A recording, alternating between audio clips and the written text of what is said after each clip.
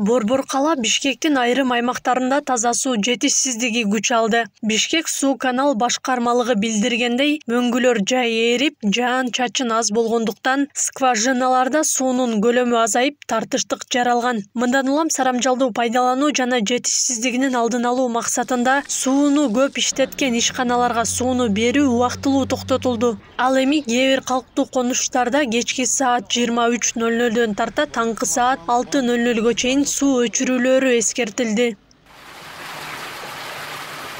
Суунун өчүрүлүп жатканы жарандардын арасында нааразычылыкты пайда кылып, социалдык тармакта дагы талкуу жараткан. Андан соң бул маселе жогорку кеңеште дагы депутаттар тарабынан козголду. Мен уже 3-чү жума көтөрүп атам бул маселени.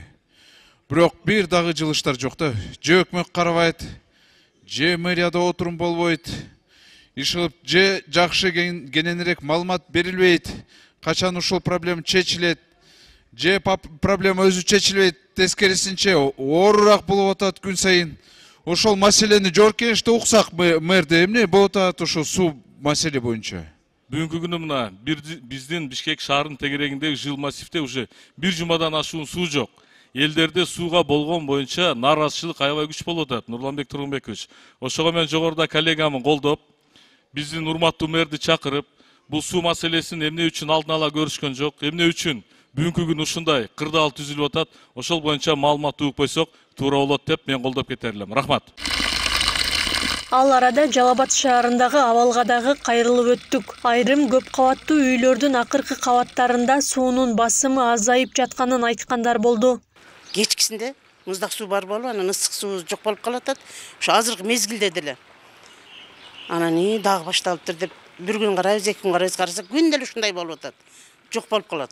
Жок болуп куруп калбайт, бирок аз болуп. Анан корконубуздан ушу көрөбүз барбы, банкабыз барбы, анан толтуруп алабыз. Кийин бар анан кийин чыгып калат. Анан кээде вообще жок болуп кетет. Вообще мына домдо туалет, идиш табак жууган бизге суу эле керек да.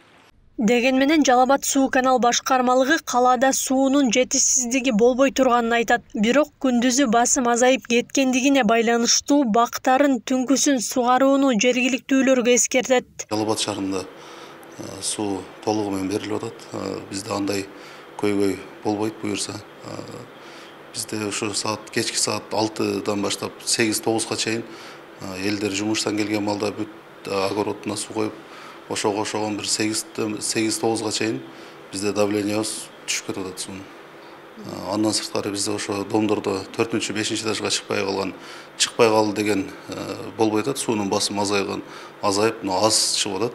Учурда Жалал Абад шаарындагы айрым кичи райондордо суу түтүктөрү жаңыланып, эсептегичтер орнотулуп жатканы айтылды. Акылай Карабаева, Замирбек Тойчубаев, Регион.